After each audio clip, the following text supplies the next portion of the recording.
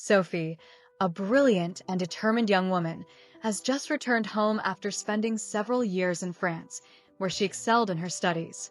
Her father, Michael, a respected millionaire, has always spoken with pride about their family jewelry store, a treasure he built from the ground up. That morning, Sophie steps out of the arrivals terminal at the airport, scanning the crowd eagerly.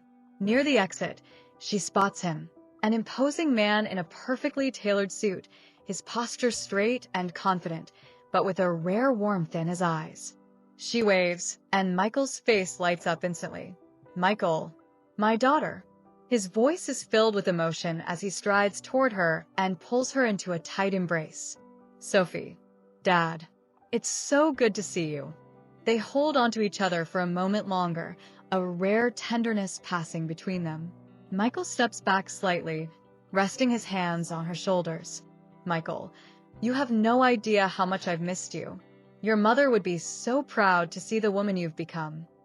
Sophie, smiling through tears, "And I'm proud of you, Dad. I've dreamed of coming back and working by your side." Michael's expression turns thoughtful but proud. "Michael, well, today's the day. You're going to see what we've built. I've been waiting for this moment for years. Let's go. The boutique is waiting for you." The drive to the store is filled with laughter and stories.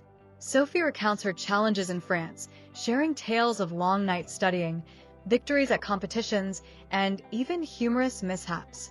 Michael listens attentively, occasionally glancing at her with pride.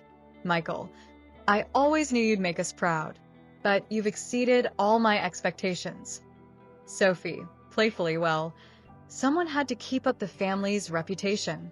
They both laugh as the car pulls up to the boutique. The storefront gleams under the morning sun.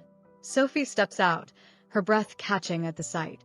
The polished glass windows and elegant signs seem to invite her into a new chapter of her life. Michael, gesturing proudly, "This is it, Sophie. The heart of our family. Everything your mother and I worked for is in there. And now it's yours too." Inside, the boutique is even more breathtaking. The warm scent of polished wood mingles with a subtle hint of floral fragrance. Glass display cases house exquisite pieces of jewelry, each sparkling under the carefully designed lighting. Sophie, softly, "It's beautiful, Dad. You can feel the care and love in every detail." Michael, placing a hand on her shoulder, "I have a meeting to attend, but this place is as much yours as it is mine. Explore, take it in. I'll see you tonight." Sophie nods, still absorbing the atmosphere. As Michael steps out, she begins to walk around, taking her time to admire the craftsmanship in each piece. But soon, she senses something off. Two employees behind the counter exchange glances, then whispers. Their voices are low, but their tone is unmistakable. Employee 1 whispering, "Does she think she belongs here?" Employee 2, snickering, "Probably doesn't even know what any of this is worth." Sophie hesitates, her confidence wavering. She continues exploring, trying to ignore their words. She moves toward a case displaying a diamond necklace, but the whispers persist. Employee 1, louder, deliberately audible, "I bet she's just here to see things she can't afford." Employee 2, mocking, "Exactly. Maybe she's in the wrong store." Sophie feels a flush of anger and embarrassment. She turns toward them, determined to assert herself. "Sophie, excuse me. I'm not sure you understand who I am." Employee 1, folding her arms, "Oh? And who might that be?" Sophie, standing tall, "I'm Sophie, Michael's daughter." The employees exchange amused looks. Employee 2, mocking, "Right. And I'm the Queen of England." They laugh openly, their condescension cutting through the air. Before Sophie can respond, the door swings open with force. Michael strides in, his face a mask of restrained fury. "Michael, what is going on here?" The employees freeze, their smug expressions replaced with shock. Michael's gaze locks onto them.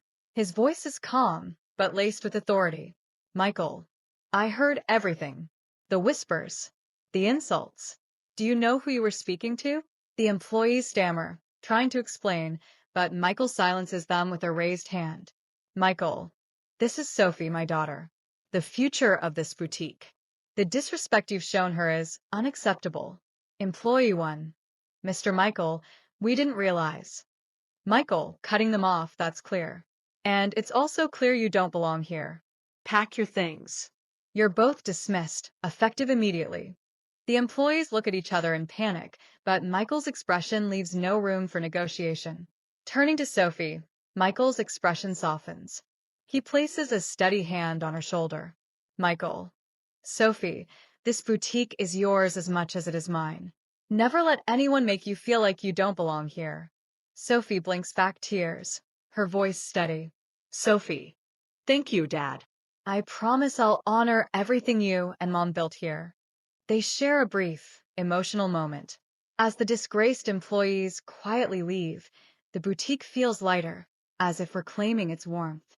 From that day forward, the boutique not only symbolizes family heritage, but becomes the place where Sophie begins to write her own story, grounded in the values of integrity and resilience passed down by her father.